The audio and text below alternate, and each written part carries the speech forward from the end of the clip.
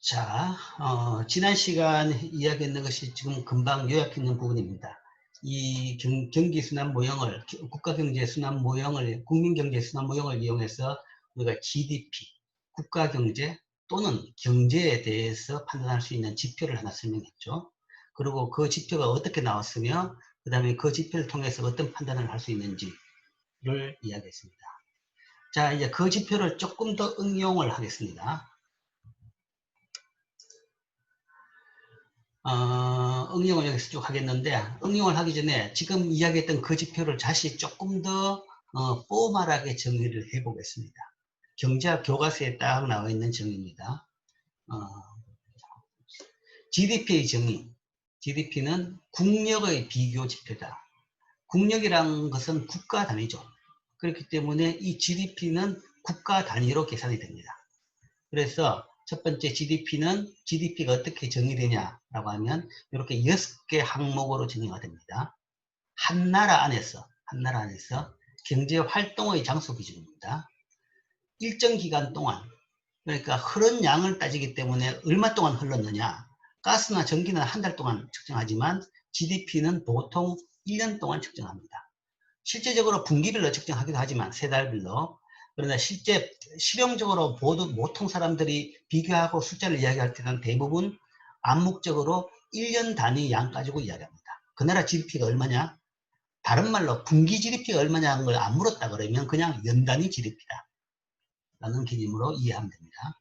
그 다음에 생산된 이란 것은 중고품 거래는 제외합니다.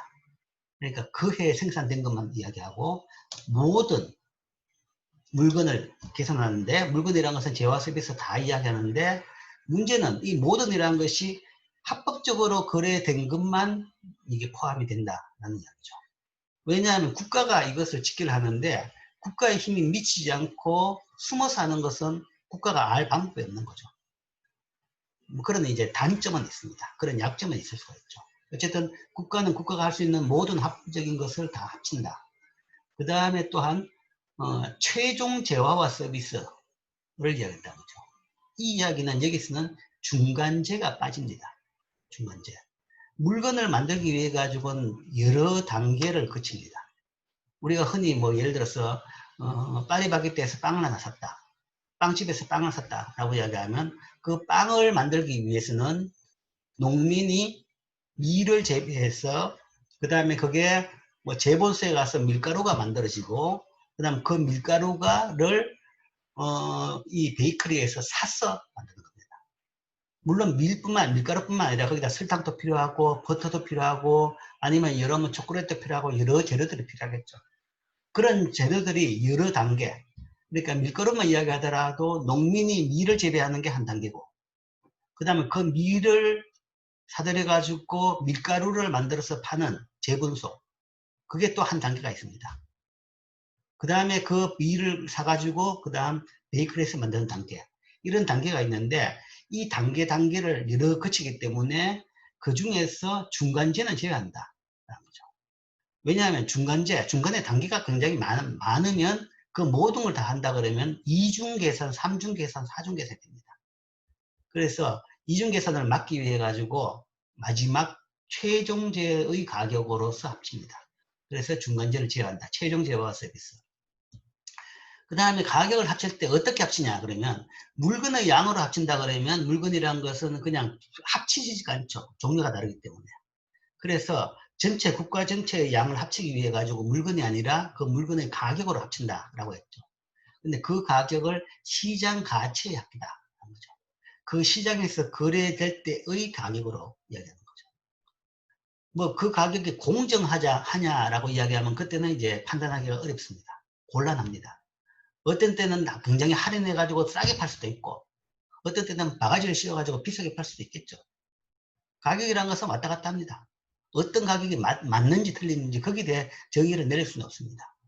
그러나 그 이상의 가격이 없기 때문에, 그리고 평균적으로 보면 가격은 일시적으로 보면 가격이 너무 진짜 헐값으로 팔 때도 있고 아니면 바가지를 쓰는 경우도 있고 그렇지만 대부분 장기적으로 평균적으로 본다 그러면 가격은 뭐 거의 정상적인 수준이 됩니다.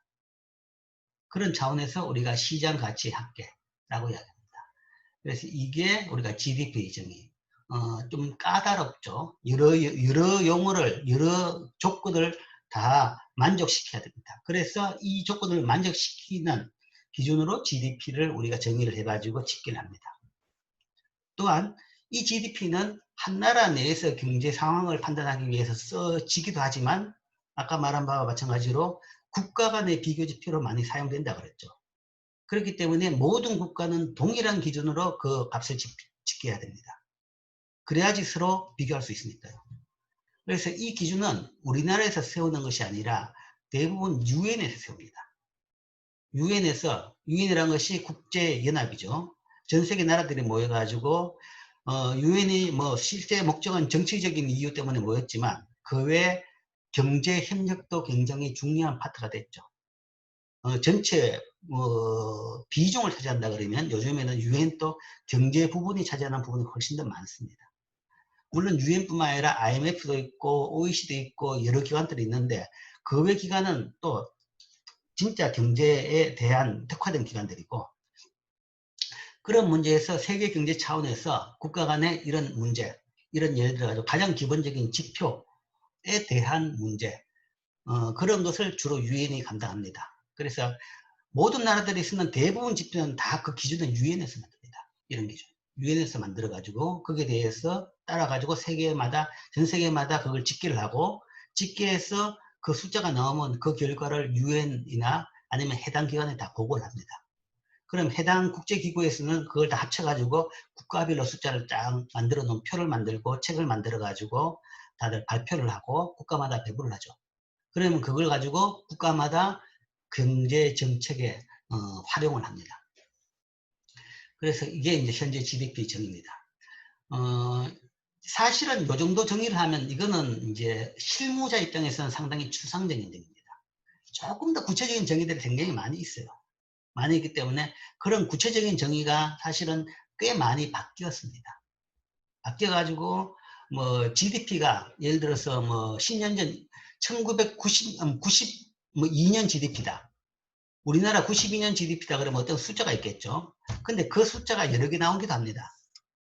왜냐하면 뭐 5차 기준에 따라 GDP로 보면 그렇고 4차 기준은 이렇고 3차 기준은 이렇고 다 다릅니다. 그런 게 조금씩 차이는, 큰 추세는 변화가 없는데 유엔에서도 경제라는 것은 변화하는 동물입니다. 변하기 때문에 그 변화에 맞춰 가지고 이 용어를 정의를 다시 합니다. 아주 구체적인 부분에서는. 그런 과정에서 GDP가 조금씩 차이는 납니다. 그래서 국가 간의 GDP를 비교할 때도 동일한 소위 그 GDP, 그러니까 유엔에서도 여러 그 단계가 있기 때문에 그 단계에 맞아가지고 동일한 GDP로 비교해야 되는 것, 정확하게 비교해야 된다라는 것도 이제 그것도 하나의 주의할 점입니다. 근데 이제 많은 신문에서 보면 그걸 차이를 모르고 그냥 무턱대고 비교하는 경우가 꽤 있더라고요. 어쨌든 정확하게 이야기하면 이것 자체도 정확한 몇 차 유엔 기준에 따라서 만들어진 표냐, 거기에 따라서 그걸 정확하게 비교할 필요가 있습니다. 자, 이게 GDP. 지난 시간에 이야기했던 GDP의 정확한 정의입니다. 자, 그 다음 GDP의 활용입니다. 첫 번째 활용은 GDP는 국력의 비교 지표다. 국가 간의 힘의 비교 지표다. 뭐 여러 힘의 비교 지표 중에 하나죠. 그 다음에 가장 많이 활용되는 비교 지표입니다. 그런데 이제 GDP를 이해할 때 하나의 문제가 있습니다. 시장가치 합계다. GDP가 변화가 심하다는 이야기죠. 그래서 새로 나온 용어가 실질 GDP라는 게 나왔습니다.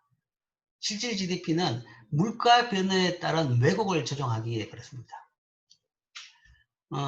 뭐 예를 들어서 현재 우리나라 GDP가 한 1,500조 원 정도 될 겁니다.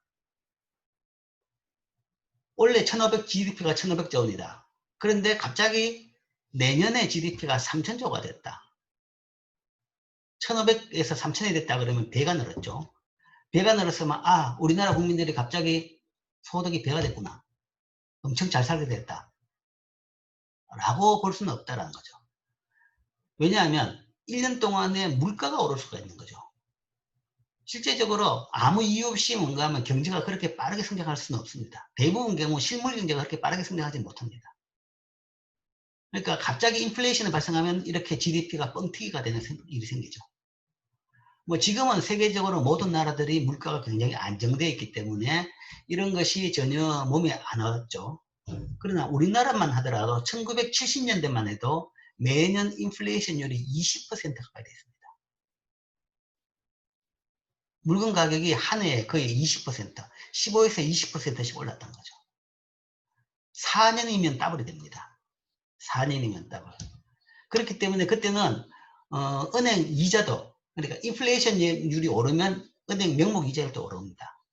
내 기억에도 그때 옛날에 은행에 광고가 돼 있는데 3년 3개월이면 원금의 배를 준다라는 얘기죠. 그건 이자를 많이 주는 것이 아니라 인플레이션율이 그만큼 높았기 때문에 그렇습니다. 그렇기 때문에 인플레이션이 많이 높아지면 그거는 실제적으로 사람들이 잘 사라지고 아니면 국력이 높아진 게 아니라 숫자만 그렇게 높아지는 일이 생기죠. 즉 물가 변화에 따른 왜곡이 발생합니다. 시장 가치를 합계하면 물가 변화에 따른 왜곡이 발생하죠. 그래서 그걸 막기 위해 가지고 그런 혼돈을 그런 아니면 오해를 막기 위해 가지고 실질 GDP를 만들었습니다.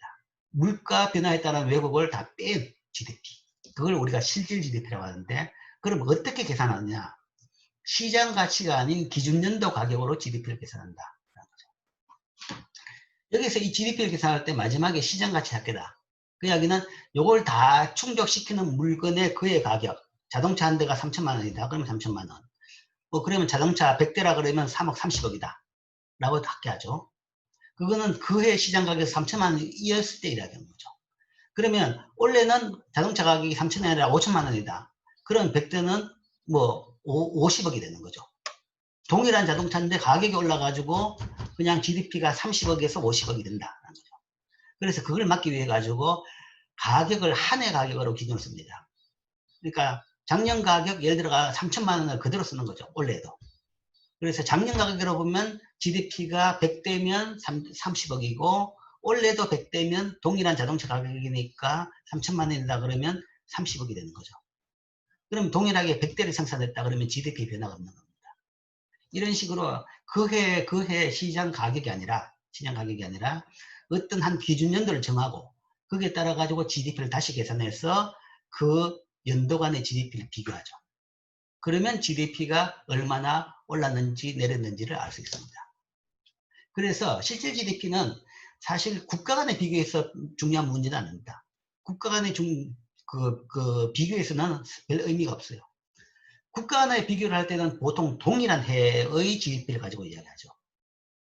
그때는 물가가 높든 낮든 뭐 그건 별 문제가 없습니다. 그러니까 경제력은 뭐 별 차이가 없는 셈입니다. 오히려 이 실질 GDP가 정작 중요한 것은 한 나라 내에서 다른 시기의 비교입니다. 작년과 올해, 5년 전과 현재, 10년 전과 현재, 그때의 가격을, 그때의 가치를 그냥 시장 가치로 비교한다 그러면 실제적으로 물질적인 부분의 변화보다는 이런 물가 변화가 주로 차지하게 되는 거죠. 그래서 그런 부분을 제거하기 위해서 쓰는 것이 우리가 실질값입니다. GDP뿐만 아니라 우리가 모든 물건에 있어 가지고 모든 지표에서 실질 가격을 보통 만듭니다. 실질이라는 의미는 그걸 의미하죠. 물가 변화에 따른 왜곡을 빼고 순수히 물적인 부분에서의 변화만 보는 것이다. 그래서 경제가 우리가 얼마나 잘 사라졌냐라고 하면 얼마나 더 소비를 많이 할 수 있냐라는 겁니다. 동일한 물건 소비하는데 가격만 올랐으면 그건 차이가 없는 거죠. 그런 차원에서 만든 것이 실질 GDP입니다. 실질 GDP고 자꾸 떨어지나? 그리고 우리가 흔히 많이 듣는 것이 경제 성장률이라는 용어를 듣죠. 경제 성장률이라는 것은 한 나라 내에서 경제가 얼마나 성장하느냐를 나타내는데 그 경제 성장률이라는 것은 이 실질 GDP의 증가율로 이야기합니다. 명목 GDP의 증가율은 전혀 경제 성장률에 의미가 없습니다. 물가가 올라가 명목 GDP가 올라갈 수 있는 거죠. 그렇기 때문에 실질 GDP의 증가율을 우리가 경제 성장률이라고 이야기합니다. 그렇기 때문에 혹시 뭐 경제 성장률을 이야기할 때 그 값은 물가 때문에 뭐 예를 들어서 과대평가되는 게 아니냐 그런 걱정은 할 필요가 전혀 없습니다. 이미 그 부분을 다 고려해 가지고 만든 지표가 경제 성장률입니다. 그래서 실질 이게 이제 굳이 이야기하면 이거는 명목 GDP죠. 명목 GDP고 보통 명목이라는 것은 관료에 넣어가지고 말을 안 합니다. 아무 말 없으면 그냥 명목 GDP입니다. 명목값이고 그 다음에 실질값은 꼭 앞에 실질이라는 말을 붙여줍니다. 실질 GDP다. 그러면 이거는 물가 변화를 제거한 부분. 자, 그 다음에 이제 많이 쓰는 용어는, 많이 쓰는 것은 아마 가장 많이 쓰는 것 중 하나일 겁니다. 이거는 1인당 GDP입니다. 1인당 실질 GDP는 아니죠. 우리가 1인당 실질 GDP라는 용어는 잘 안 씁니다. 그 이야기는 여기서 말하는 GDP는 명목 GDP죠. 이 명목 GDP를 인구로 나눈 겁니다. 인구로 나눈 것을 1인당 GDP라고 합니다. per capita GDP. 이걸 1인당 GDP. 이것은 삶의 수준을, 국가별로 삶의 수준을 비교하는 지표입니다. 국가별로. 그러니까 GDP는 국력, 1인당이 아니라 전체 덩치는 국가의 덩치고, 그 다음에 국민들의 삶의 수준은 이걸 인구로 나눈 1인당 GDP로 보통 나타내죠. 즉, GDP가 인구가 많은 나라는 GDP가 크게 나타납니다. 그렇기 때문에 인구 차이에 따른 GDP 차이를 보정해서 국가 간 경제를 질적으로 비교한 지표가 1인당 GDP가 됩니다. 그래서 1인당 GDP는 국가 간 빈부를 비교하는 지표로도 사용됩니다. 그래서 어느 나라가 잘 사냐, 못 사냐, 그때는 보통 1인당 GDP를 보게 되죠.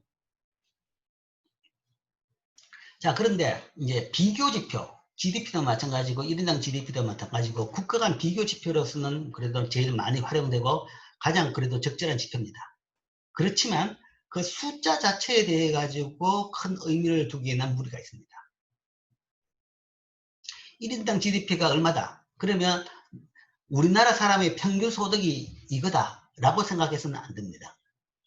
국가 간의 비교는 되지만 이게 1인당 소득으로 해석할 수 있는 부분은 아닙니다. 그래서 이건 조금 어려운 부분은 이제 뒤에 이제 상세하게 더 설명하겠습니다. 자, 알아두고. 그 다음에 이제 또 하나 조금 더 어려운 지표가 하나 나옵니다. 뭐 경제 기사를 많이 봤다 그러면 1인당 GDP가 아니라 요즘에는 1인당 PPP GDP라는 용어가 등장한 걸 볼 겁니다. 이게 등장한 게 한 10년도 채 안 됩니다. 요즘은 1인당 GDP보다는 오히려 1인당 PPP GDP로서 삶의 수준을 비교하는 지표로 더 사용되고 있습니다. 실제 국가 간 빈부라든지 사람들의 삶의 수준 지표로서 어떤 게 최적의 지표냐? 뭐 완벽한 지표는 없지만 현재 사용할 수 있는 가장 최적의 지표는 이겁니다. 그러니까 1인당 GDP보다 더 나은 지표라는 이야기죠. 그 이야기는 1인당 GDP로 어느 정도 한계가 있습니다. 약점이 있습니다. 그 약점을 보완한 것이 1인당 PPP GDP인데, 자, P가 3개가 들어가는 PPP가 뭐냐? 사실은 이 PPP가 어려운 용어입니다. 앞에 설명됐는데, PPP는 구매력 평가설입니다. Purchasing Power Parity. 그래서 Purchasing Power가 구매력이죠, 그죠? 구매력이고, 사는 힘, 살 수 있는 힘이죠. 그 다음에 Parity라는 것은 지표입니다. 지표. 아니면 동등화시키는 수치, 뭐 그런 겁니다. 그래서 구매력 평가설이라고 우리가 번역을 하는데, 이건 사실은 환율 이론입니다. 환율 이론인데, 환율의 첫 번째 이론. 국가 간의 환율이 어떻게 결정되느냐? 왜 현재 미국 1달러가 우리나라 돈 1200원이냐? 그 환율이 결정 이론으로서 설명하는 첫 번째 이론이 이 PPP입니다. 즉, 환율은 양국 간의 물건 가격을 동일하게 만드는 수준에서 결정된다라는 이론입니다. 그 이야기는 뭐 그 물건이 양나라에서 물건이 서로 교역이 쉽다. 뭐 미국하고 우리나라하고 교역이 쉽진 않죠. 배나 비행기를 이용해 가지고 멀리 가야 하기 때문에 쉽진 않습니다. 그러나 두 나라 국경이 붙어 있고 언제든지 국경을 왔다 갔다 할 수 있는, 예를 들어서 미국하고 캐나다 정도 되면 국경이 굉장히 의미가 없죠. 그런 경우에 미국 쪽에 국경에 있는 양 도시가 있다. 미국 쪽에 있는 맥도날드의 빅맥 가격이나 아니면 캐나다 쪽에 있는 맥도날드의 빅맥 가격이나 가격 차가 별로 없을 겁니다. 한쪽이 싸면 다 싼 쪽으로 갈 테니까요. 그게 기본적으로 가격이 움직이는 결정되는 원리입니다. 싸면 사람들이 싼 쪽으로 가는 거니까. 그러면 싼 쪽은 많이 팔리니까 가격이 올라가고, 안 팔리는 쪽은 먹고 살아야 되니까 가격을 낮춰야 되는 거죠. 그러면 결국은 같아집니다. 그래서 그런 경우에 두 나라 물건 가격이 같아진다 라는 것이 일물일가의 법칙이고 기본적으로 시장이 움직이는 방법입니다. 그것은 한 나라 내에서 물건도 마찬가지고 지금 이와 같이 두 나라 간에도 사실은 거래가 자유롭고 이 비용이 이동 비용이 없다 그러면 가격이 같아지는 거죠. 그 가격을 같게 만드는 것이 그게 환율이다. 환율이 그렇게 결정된다라는 이야기입니다. 즉 한국과 미국의 빅맥이라는 상품 하나만 존재하고 빅맥 가격이 미국에서 5달러, 한국에서 4,000원이라면 원달러 환율이 800원이 돼야 된다라는 이야기입니다. 그러니까 800원 되면 5달러가 바로 4,000원이 되는 거죠. 두 나라 물건이 같아지도록 환율이 결정된다. 그것이 이제 환율에 대한 첫 번째 이론입니다. 현실에서는 상품이 하나만 존재하는 것이 아니죠. 현실에서는 여러 가지 상품이 존재하고, 그 다음에 비교역제가 존재하고, 뭐 사실 빅맥도 거의 절반은 비교역제입니다. 누가 예를 들어 가지고 빅맥이 싸다고 해가지고 그 싼 것을 수입해 와가지고 우리나라에서 팔 수 있는 건 아니죠. 그 과정에서 상하고 그 다음에 신선도가 떨어지고 그러면 품질이 나빠지는 겁니다. 그리고 거래 비용도 존재하죠. 그렇기 때문에 구매력 평가설이 뭐 완벽하게 맞아야 된다라고 주장할 수는 없지만 단 가격에 대해 가지고 가장 기본적인 첫 번째 설명 이론일 수 있다라는 거죠. 그것이 구매력 평가설. 그러니까 양국의 가격이 같아지도록 환율이 결정된다. 뭐 물건이 하나가 아니다. 그러면 물건이 여러 개 있다. 그러면 평균적인 가격이 같아지도록, 전체적인 비율이 비슷하도록, 뭐 이렇게도 이야기할 수 있는 거죠. 그런 것을 구매력 평가설이라고 합니다. 그리고 그건 1인당 GDP에 PPP가 왜 들었냐? 이 이론이 왜 들었냐고 하면, 자, 1인당 GDP에서 문제가, GDP에서 국가 간의 가격 또는 물가의 차이 때문에 많은 이 괴리가 발생한다. 그렇기 때문에 그 차이를, 격차를 보정할 필요가 있다. 그래서 그걸 보정한 것을 우리가 PPP GDP라고 얘기합니다. 1인당 PPP GDP. 자, 흔한 예로 이제 이런 이야기를 한번 들을 수 있어요. 지금 이제 다음에 보겠지만, 다음 슬라이드에 나오지만, 이제 일본하고 우리나라의 1인당 GDP를 이야기한다 그러면, 한 20년 전에는 한 5배 정도 됐습니다. 일본이 우리나라보다 1인당 GDP가 5배 정도 높았어요. 20년 전에는 한 5배 정도. 지금은 이제 차이가 거의 안 납니다. 차이 한 20, 30% 정도 차이가 나나. 그런데 그 PPP가 아니라 그냥 1인당 GDP를 봤을 때. 그러나 한 20년 전에는 일본이 우리나라보다 1인당 GDP가 5배가 높고, 그때는 뭐 세계적인 부재였죠. 미국하고 비슷한 수준이었고. 그러면 일본이 우리나라보다 5배 잘 사냐? 그때 사람들이 일본에 가서 여행을 해보면 별로 그래 잘 못 사는 것 같던데 라는 얘기입니다. 그리고 그때 사람들이 느끼는, 일본에 대해서 느끼는, 여행을 해보면 느끼는 제일 큰 반응은, 첫 번째 사람들의 반응은 비싸다. 모든 물가가 비싸다. 물건 가격도 비싸고, 자, 커피가 예를 들어 가지고 우리나라에는 1,000원 했는데 일본에 가니까 5,000원 하더라고요. 국내소득이 5배인데 물가가 5배라는 거죠. 물론 이제 공산품 가격은 별 차이 없어요. 전자제품 가격은 별 차이 없습니다. 오히려 일본이 더 싸기도 하죠. 일본의 소니 물건은 우리나라에서보다는 일본이 더 쌌죠, 당연히. 자동차도 더 쌌고. 공산품은 일본이 우리나라보다 훨씬 더 쌌는데, 공산품 이외의 물건 같은 경우는 굉장히 비싸더라. 집값도 비싸고, 그러니까 일본 사람들은 아주 좁은 아파트에, 모든 전자제품도 보면 우리나라보다 다 조그맣게 물건 만들어가지고, 그런 걸로 좁은 아파트에 살더라. 라는 이야기예요. 우리나라보다 5배나 잘 사는데 실제 사는 거는 별로 그렇진 않더라. 물론 이제 국가가 뭐 선진국이 오랫동안 된 지가 오래됐고, 그 때문에 뭔가 모든 국가의 인프라가 잘 갖춰져 있고 깨끗하고 뭐 그런 건 있죠. 그러나 물가가 비싸더라 라는 것이 대부분 이야기입니다. 그래서 한 10년 전까지만 하더라도 세계적으로 가장 물가가 비싼 도시가 동경이었습니다. 동경이었는데, 이제 그거는 이제 지금은 보면 옛날 이야기입니다. 옛날 얘기고 지금은 이제 그게 완전히 뒤집어졌습니다. 자, 왜 그런 일이 발생했냐? 일본이 왜 우리나라보다 5배냐 1인당 GDP가 높았냐? 그 메인 팩터는 물가의 차이입니다. 일본은 겠죠. 아까 커피값부터 5배다. 밥값도 5배다. 집값도 뭐 몇 배다. 다 너무 비쌌던 거죠. 너무 비쌌기 때문에 1인당 GDP는 5배가 되더라도 실제 사람들이 쓸 수 있는 물건 양으로 본다 그러면 그만큼 차이가 안 나더라. 그러면 이게 과연 1인당 GDP가 5배라는 것이 무슨 지표로서 기능을 하느냐라는 그런 이제 비판이 나오는 거죠. 그래서 이제 그런 부분을 우리가 한번 보정을 해보자 라는 게 나오죠. 아까 기간 간의 물가가 다르다. 그럴 때 이제 그런 차이 부분에 대해 가지고 이제 그걸 보정하기 위해서 했는 방법이 한 해를 기준으로 딱 만들어 가지고 그 물건 가격으로 다른 해 물건도 다 합산해가 GDP를 실질 GDP를 계산했죠. 그러니까 기간 간에 다를 경우에는 한 해를 딱 잡아 기준 연도를 잡았어. 보통 그 기준 연도를 0이나 5로 끝나는 기준 연도를 잡습니다. 그래서 현재 2020년인데 아직 올해는 안 끝났기 때문에 지금 실질 GDP는 2015년 기준으로 보통 다 집계합니다. 그런 식으로 한 해를 기준으로 잡죠. 그와 마찬가지로 이런 국가별로 물가 차이가 있다. 물건 가격 차이가 있다. 그러면 그것을 보정하기 위해서는 결국은 한 나라를 기준으로 잡아야 되는 거죠. 한 나라 물건 가격으로 해가지고 모든 나라의 GDP를 계산하면 됩니다. 그래서 한 나라의 물건 가격을 기준으로 해서 중심으로 해서 그것 가지고 모든 나라의 GDP를 다시 한번 계산해 본 거죠. 그러니까 이 마지막 단계에서 문제죠.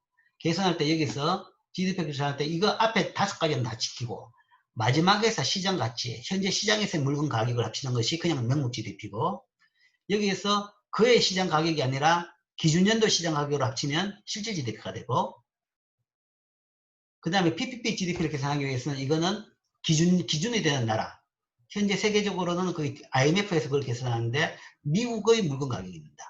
미국의 물건 가격으로 여기까지 각 나라의 이것을 미국의 물건 가격으로 다 합친 시장 가치를 합치면 그것을 우리가 PPP GDP라고 합니다.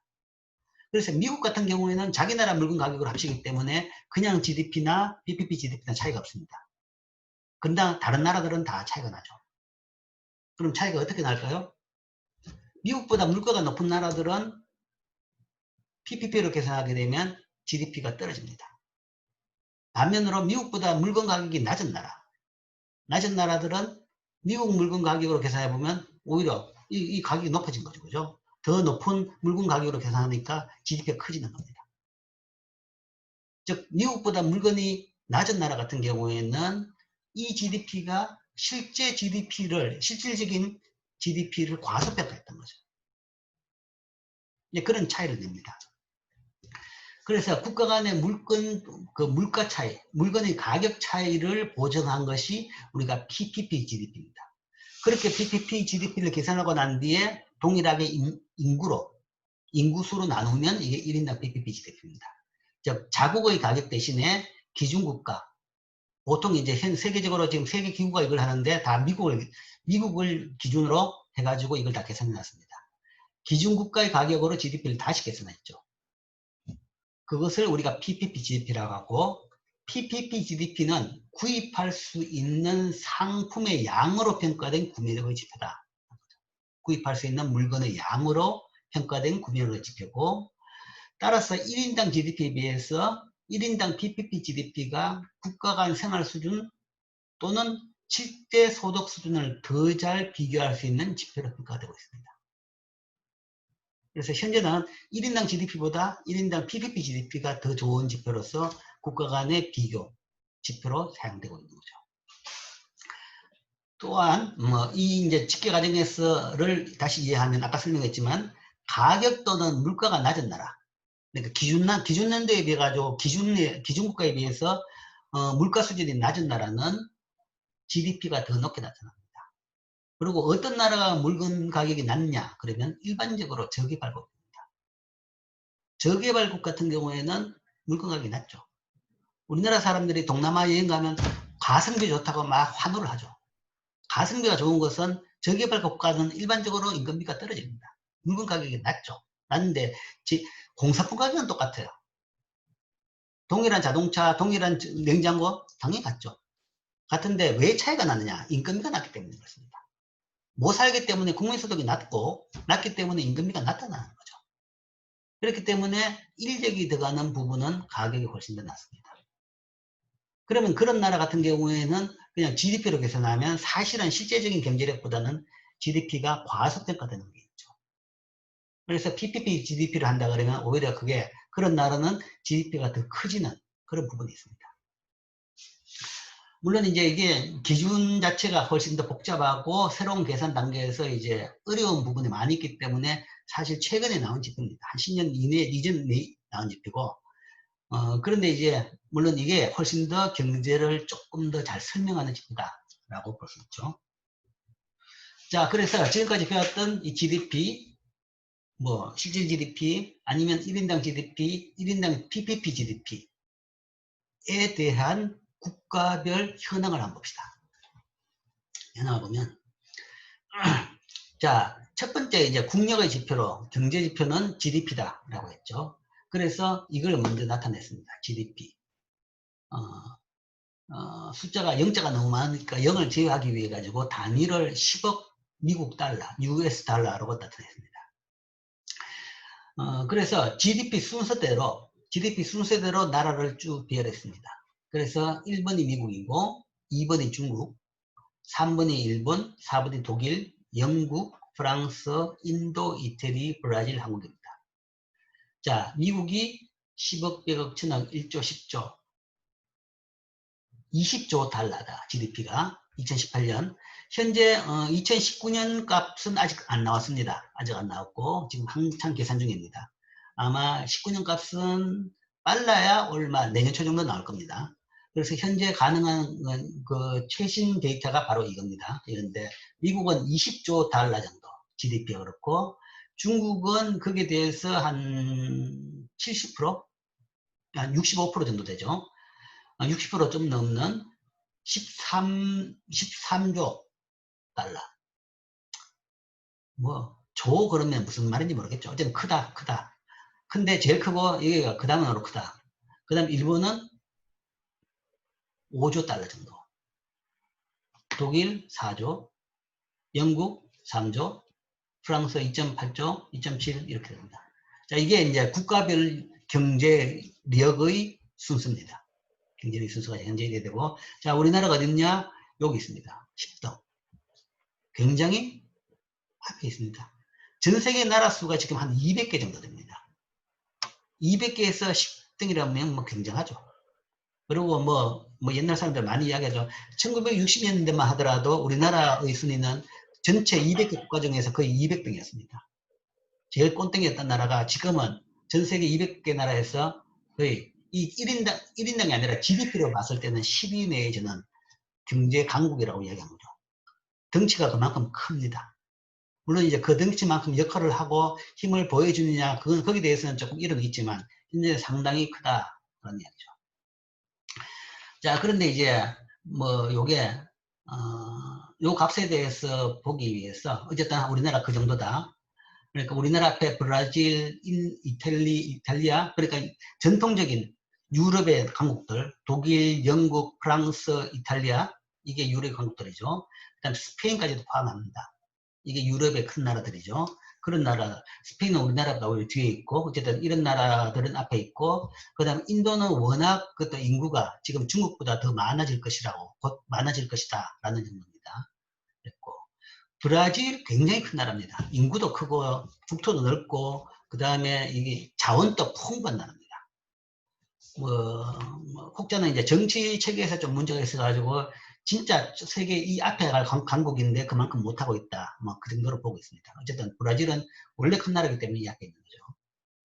그 다음에 우리나라 뒤에 어떤 나라가 있느냐? 캐나다, 러시아, 스페인, 호주, 멕시코 이런 나라들 있죠. 사실 우리나라가 이런 나라들을 추월한 지 얼마 안 됩니다.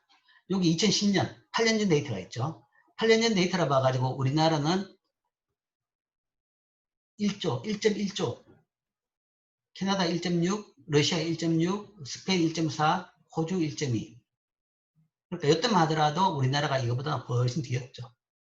인데 최근 이제 몇 년 동안에 굉장히 빠른 속도로 지금 성장을 해서 10년 이렇게 됐습니다. 성장이라기보다는 사실은 최근 10년 동안에 이렇게 빠르게 이 등수가 올라진 제일 큰 요인은 환율입니다. 환율. 물론 이제 그 환율이 그렇게 변화한 것도 그 과거 몇십 년 동안의 경제 성장의 결과가 반영돼서 그렇게 된 거죠. 된 거지만 어쨌든 굉장히 빠르게 지금 해가 여기까지 와 있다. 등수는 굉장히 최근에 빨리 올라갔다.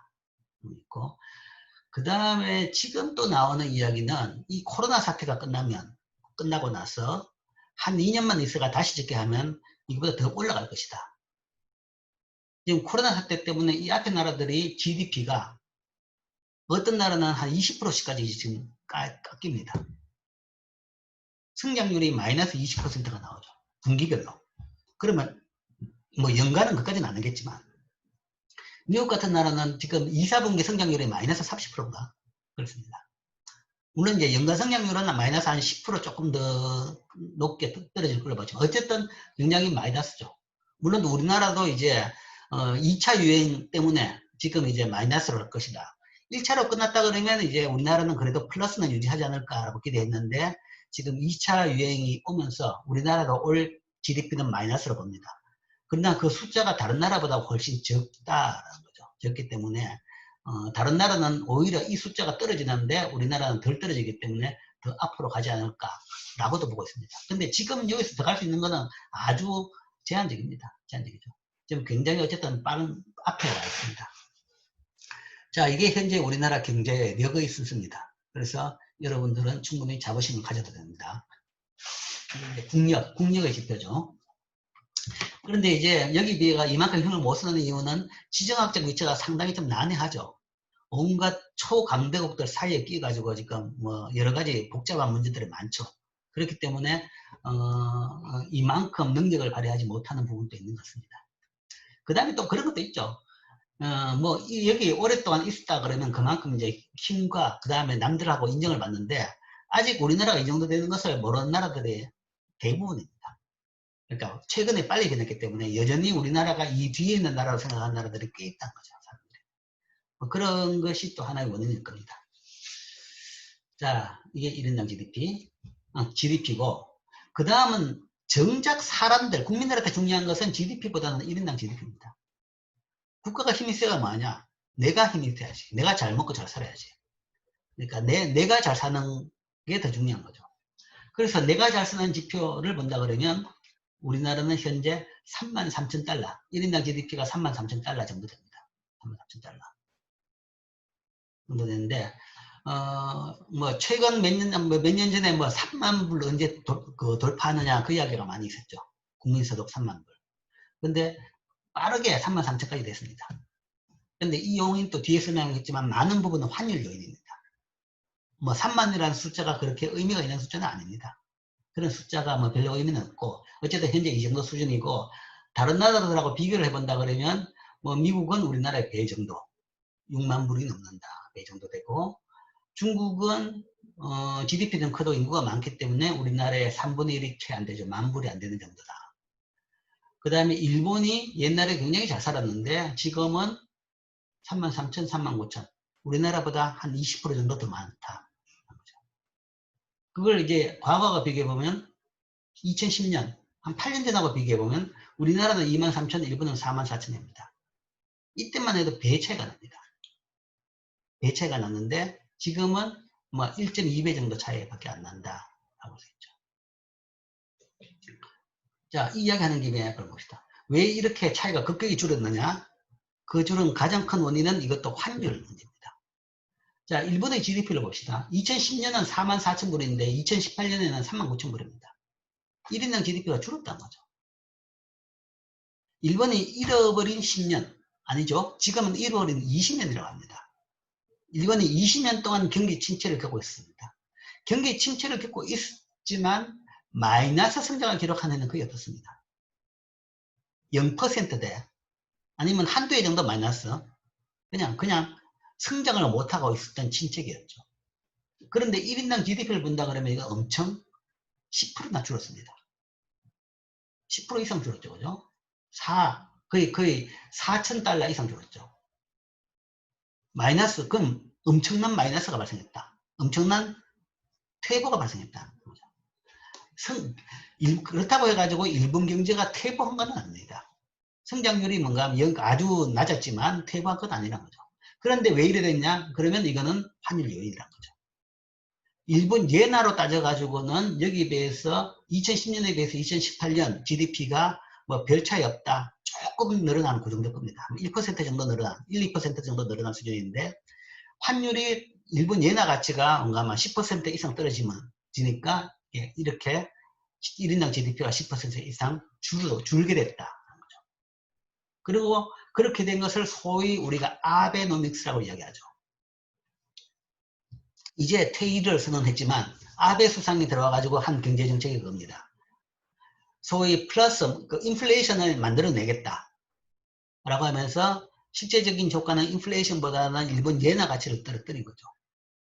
예나를 엄청나게 공급을 많이 해가지고 예나 가치를 떨어뜨려서 일본 수출품의 가격 경쟁력을 회복시켜가지고 일본 경제가 그래도 옛날보다는 조금 살아나도록 만든 것. 그게 아베노믹스입니다. 그래서 실제 일본 국내에서는 경제가 좀 살아났습니다.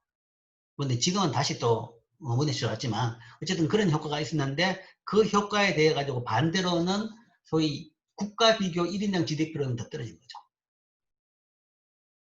근데 이제 뭐가 중요하느냐? 그거는 이제 사람들이 어떻게 사느냐에 있는 거죠. 대부분의 일본 사람들은 사실은 이게 떨어졌다가 별 전혀 관계가 없습니다. 예나로 나타나는 일본 내 1인당 국민소득이 더 중요하죠. 그러나 일본 예단을 가지고 외국 여행하겠다라는 사람 같은 경우에는 이렇게 되면 여행할 때 환전해서 바꿀 수 있는 돈이 줄게 되는 거죠. 이제 그런 차이는 발생합니다. 발생하는데, 자, 여기서, 대부분 나라들의 경제가 퇴보하지는 않습니다. 퇴보하지는 않는데, 여기서 일본이 예외적으로 이렇게 어떻게 퇴보했느냐. 이 정도가 사실은 여기 보면 더 심하죠. 그러니까 일본이 2009년만 하더라도 G2였습니다.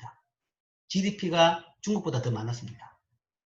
최근 10년 내에 뒤집어진 거죠. 일본이 3등으로 밀려나고 중국이 2등으로 올라간 겁니다. 그리고 이게 이렇게 양쪽 나라의 변화가 심해졌다. 거죠. 물론 일본 같은 경우에는 이 숫자가 달러로 나타낸 숫자가 마이너스로 된 것은 대부분 예나 가치가 떨어져서 그렇고 중국은 물론 이제 빠르게 성장한 부분과 그 다음에 위에나 가치가 올라간 부분 두 개가 합쳐져 가지고 이런 현상이 나타나게 됩니다. 자, 어쨌든 뭐 그렇고 1인당 GDP를 봤죠. 일본하고 비교해서 우리나라는 지금 현재 우리나라는 이 정도인데 이 등수는 그냥 GDP를 본 등수입니다. 1인당 GDP는 이 등수와는 전혀 관계가 없습니다.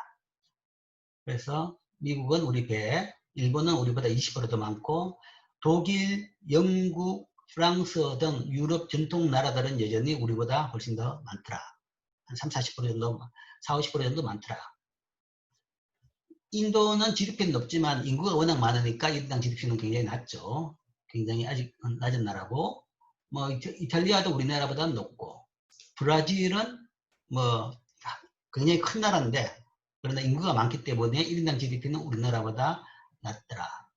캐나다 우리나라보다 높고 러시아는 낮고 스페인 높고 호주는 훨씬 높고 그렇죠? 뒤에도 있습니다. 뒤에 뭐 네덜란드 우리나라보다 훨씬 높죠. 멕시코, 인도네시아 그 다음에 뭐 스위스. 자, 이 줄에서 봐서 제일 큰 숫자는 스위스죠. 1인당 국민소득으로는 스위스가 제일 높다. 이제 그게 이제 이걸로 봐서는 제일 잘 산다라고 볼 수 있죠. 그럼 세계적으로 이게 제일 높은 나라가 어디냐? 그래서 다음 표 나가겠습니다. 쭉 해가지고 39등까지 했는데 그 안에도 없기 때문에 뒤에 다시 추가했습니다. 39등 밖에 있는 나라인데 룩셈부르크가 1인당 GDP는 제일 높습니다. 11만 불. 우리나라의 한 3배 반, 거의 4배 정도까지 됩니다. 미국이 6만 불이죠. 미국의 배 정도가 되죠. 룩셈부르크가 1인당 GDP는 세계적으로 제일 높습니다. 매년 조금 차이가 납니다만은 1등을 다투는 나라가 룩셈부르크하고 그 아랍에미레이트 이 두 나라입니다. 중동 국가들이 1인당 GDP가 높죠. 특히 유가가 높을 때는 엄청나게 높습니다. 근데 이제 중동 국가들은 그 1인당 GDP가 실제 이제 GDP가 주로 소수 그러니까 이 뭐 로얄 패밀리에 집중되고 실제 국민들의 사망은 조금 괴리가 되죠. 그렇기 때문에 세계적으로 그 등수를 비교할 때는 질적인 등수를 비교할 때는 이 아랍 이 산유국들은 빼고 많이 이야기합니다. 그래서 아랍 산유국을 빼고 난다 그러면 거의 부동의 1위가 대부분 이 룩셈부르크가 차지하고 있습니다. 그러면 룩셈부르크가 왜 이렇게 1인당 국민소득이 높냐? 한때 보니까 KBS 어떤 프로그램에 다큐멘터리에 룩셈부르크가 왜 잘 사냐에 대해 가지고 다큐멘터리를 찍었더라고요. 그러면서 룩셈부르크의 강점, 그러면서 뭐 금융, 뭐 기업의 친화적인 구조, 산업 구조, 뭐 이런 이야기를 했습니다. 근데 이제 경제를 모르고 그 다큐멘터리를 만들면 그런 황당한 다큐멘터리를 만들게 되는데, 사실은 룩셈부르크가 1인당 GDP가 높은 이유는 어딨냐 그러면 조세 회피처입니다. 조세 회피처. 그러니까 세금을 적게 내어 가지고 적게 내기 위해서 기업들이나 부자들이 도망치는 나라가 조세 회피처죠. 세금 텍스 헤븐이라고 하죠. 세계적인 텍스 헤븐들이 많이 있습니다. 많이 있는데 뭐 버진 아일랜드 아니면 싱가포르도 그중에 일종이고 등등 굉장히 조그만 도시국가들이 많이 있습니다. 룩셈부르크도 사실은 그 조세 회피처를 통해 가지고 이렇게 큰 1인당 GDP를 쌓았습니다. 그 지형적으로 보면 어디냐 그러면 룩셈부르크는 프랑스하고 독일 사이에 딱 있죠. 프랑스하고 독일 사이에 있는 아주 조그만 나라입니다. 산업 별로 없어요. 조그만 나라고 그 나라는 옛날 고성이 있고 뭐 관광 도시입니다. 그리고 가서 보면 독일이나 프랑스보다 잘 산다는 생각은 전혀 안 나요. 1인당 국민소득은 배보다 더 높은데. 왜 이게 높냐 그러면 프랑스 같은 경우에 사회당 정권이 많이 집권을 하죠. 뭐 독일도 그렇지만 독일은 그래도 이제 지역이 강하기 때문에 별로 이제 이동을 안 하는데, 프랑스는 사회당 정권이 집권해가지고 세금을 높이면 프랑스의 대기업들이 국적을 옮기는 거죠. 룩셈부르크로. 룩셈부르크는 그걸 노려가지고 법인세를 굉장히 낮게 유지한 나라입니다.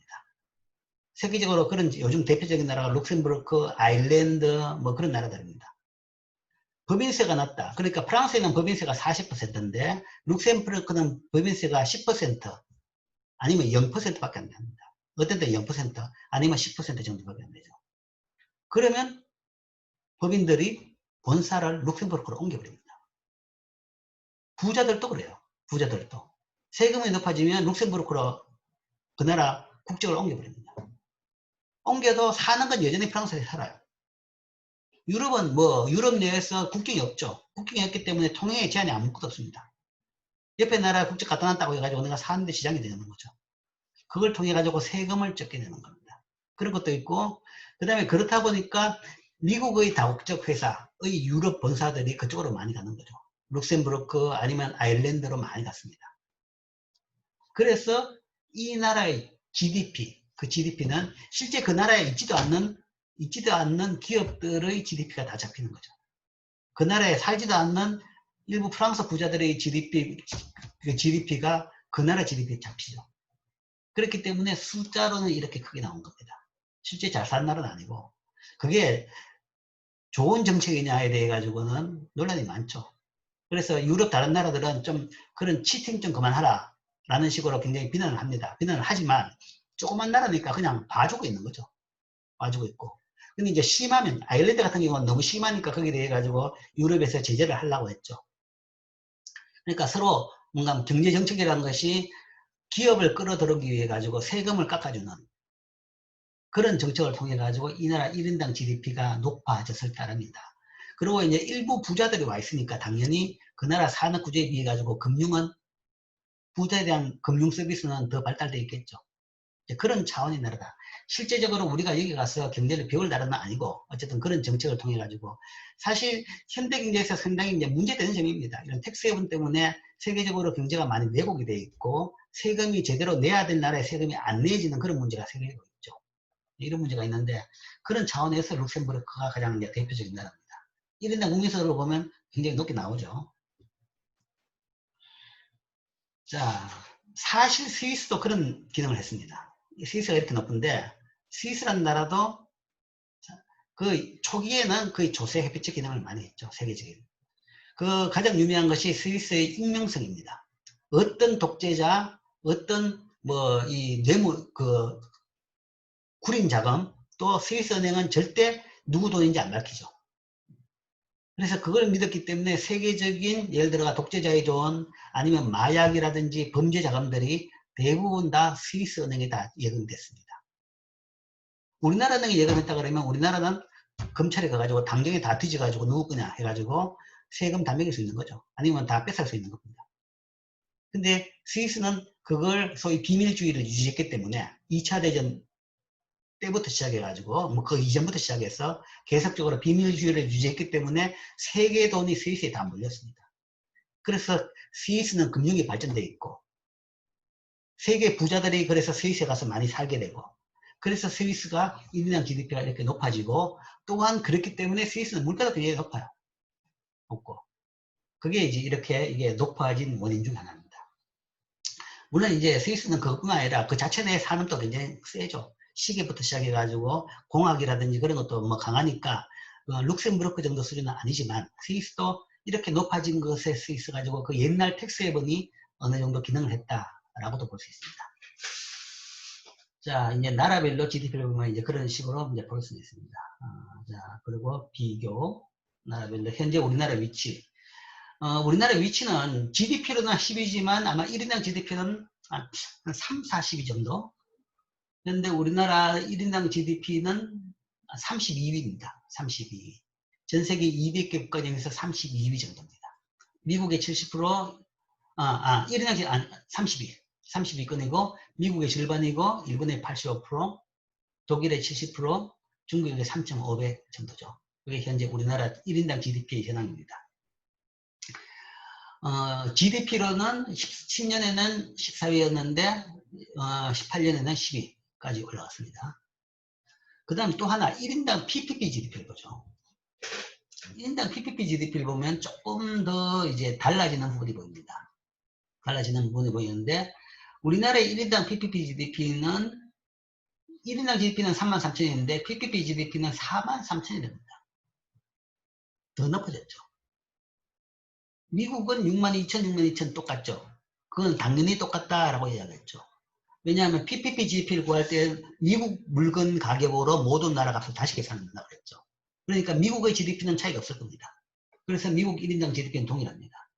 그런데 중국은 배가 되죠. 그러니까 중국은 미국보다 물가가 싸죠. 모든 물건 가격이. 인건비도 싸고 물건 가격이 싸더란 거죠. 그렇기 때문에 중국 물건 가격이 아니라 미국 물건 가격으로 중국의 GDP를 계산해 보니까 여기 비해 가지고 배가 되더라. 그러니까 1인당 GDP도 당연히 배가 되는 겁니다.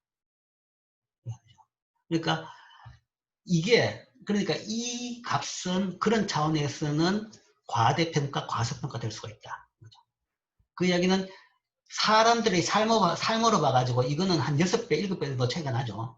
차이가 나지만 사실 실제 미국 사람들하고 중국 사람들하고 실제 삶으로 봐가지고 그렇게 차이가 안 난다는 거죠. 7배 차이가 아니라 이걸 본다 그러면 한 4배 정도, 서너 배 정도 차이밖에 안 나는 겁니다. 이게 이제 올바른 차이를 나타내는 지표라고 볼 수 있죠. 일본은 뭐 있고, 일본도 더 커졌고, 어쨌든 이제 격세지감입니다. 격세지감이라는 것이 일본이 2010년만 보더라도 44,000원에서 35,000원이죠. 그러니까 일본은 2010년에는 이 값이 PPP를 구하니까 떨어졌죠.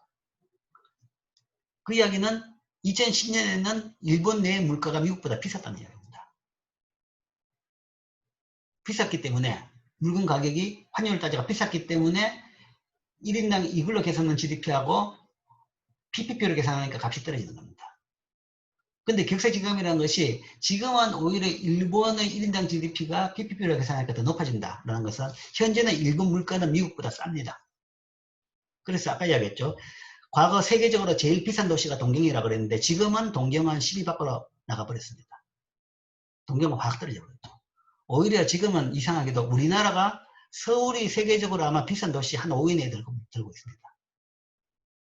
그러면 일본이 물가가 왜 그렇게 갑자기 떨어졌느냐? 그것도 일본 국내 가격이 떨어진 건 아닙니다. 그대로인데 환율이 예나 가치가 떨어졌기 때문에 환율로 따져본다 그러면 그러니까 환율 변화가 모든 물건 가격을 한꺼번에 변화시키는 거죠. 그러면 일본은 옛날보다 훨씬 더 싸졌다.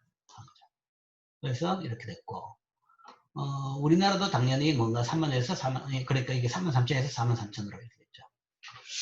자, 여기서 이제 이렇게 본다 그러면, 이제는 PPP로 보면 일본이나 우리나라 차이가 적죠. 4만 3천, 4만 4천, 별 차이가 없죠. 없고. 그러니까 여전히 달러로 보면 일본이 우리나라보다 한 20% 잘 살지만, PPP로 보면 별 차이 없고. 그러니까 이제 사람들이 이행을 해보면, 일본에서 사는 거나 우리나라에서 사는 거나 별 차이 없더라라는 거죠. 그 다음에 또 이걸 보면, 2010년도 마찬가지입니다. 2010년에 우리나라가 PPP GDP가 3만 불인데 일본은 3만 5천이죠. 이걸로 봐가 일본이 우리나라보다 한 20% 정도 더 높다. 더 잘 산다는 거죠. 그런데 PPP 그냥 GDP로 보면 배죠. 2만 3천에서 4만 4천. 그러니까 이때의 배 차이는 주로 양국 물가 차이 때문에 크다. 물가와 환율 차이 때문에 크다. 그래서 실제적으로 경제력이 옛날에 이만큼 차이는 안 났더라는 거죠. 안 났고, 그 차이는 사실은 요게 맞습니다. 요걸로 보는 게 맞죠. 요 정도 차이가 났고, 그 다음에 지금은 이제 그것도 점점점 더 격차가 줄어들고 있더라. 그러니까 일본은 계속적으로 저성장, 0% 성장. 그래도 우리나라도 성장률이 떨어지긴 떨어졌지만 여전히 그래도 일본보다는 성장률이 더 높죠. 그러면서 지금 거의 양나라가 1인당으로 봐가지고 근접하고 있습니다. 뭐 그렇지만 덩치는 여전히 일본이 크죠. 인구도 더 많고. 아직 그 차이는 있습니다. 자, 이게 이제 1인당 GDP입니다. 자, 그래서 1인당 GDP를 평가해보면 우리나라가 32위입니다. 이 표 없는 다른 나라 다 합치면. 미국의 한 70% 정도. 실제 일본에 하고 비슷하고 독일의 83%, 중국의 한 2.4배 정도가 현재 현황입니다. 즉 이제 이 덩치야 뭐 인구가 있기 때문에 그리고 땅이 있기 때문에 어떻게 못하지만 그래도 경제 사람들의 삶의 수준을 본다 그러면 거의 선진국에 근접하고 있다라고 볼 수 있습니다. 그러니까 뭐 독일이나 일본이나 여기 근접하고 있다. 물론 이제 좀 더 나가야 되겠죠. 그 정도 수준이다. 자, 이게 이제 우리나라 위치입니다. 위치고. 그 다음에 전 세계적으로 한번 본다 그러면, 전 세계 국가가 한 200개라고 했죠. 200개인데, 상위 20개국의 GDP가, 그럼 우리나라를 포함하겠죠. 상위 29개. 나라 수로 200개 중에 그 20개라 그러면 10%죠. 이 20개국의 GDP가 세계 GDP의 80%를 차지합니다. 즉, 우리 이런 이야기를 많이 하죠. 국가 내에서 빈부격차, 불평등 문제에 이야기해서 이런 이야기를 많이 합니다. 국가 내에서. 상위 몇 프로 부자가 전체 재산을 얼마나 가지고 있다. 우리나라 재산을 얼마나 가지고 있다. 상위 몇 프로 소위 고소득자들이 전체 월급 근로자 중에서 뭔가 하면 전체 근로소득 중에서 얼마를 가지고 있다라고 이야기하는데 이거는 국내에서 빈부 문제가 아니라 세계적인 빈부 문제는 더 심합니다. 지금. 더 심하죠. 상위 20개 나라들이 거의 80%를 가지고 있는 GDP. 재산이 아니고 재산을 따지면 더 심하고 이거는 소득입니다. GDP는 한 해 동안 발생하는 거죠. 한 해 소득을 따져본다 그러면 재산으로 따져본다 그러면 이거는 한 90이나 95%될 겁니다. 근데 한 해 소득으로 봐서 80%는 차지합니다. 그 이야기는 나머지 180개 나라들이 20% 가지고 먹고 사는 거죠. 이 빈부 문제는 나라 내에서도 문제지만 현재 국가 간에서도 굉장히 지금 문제가 되는 상태다. 라는 것이 세계적인 상태입니다.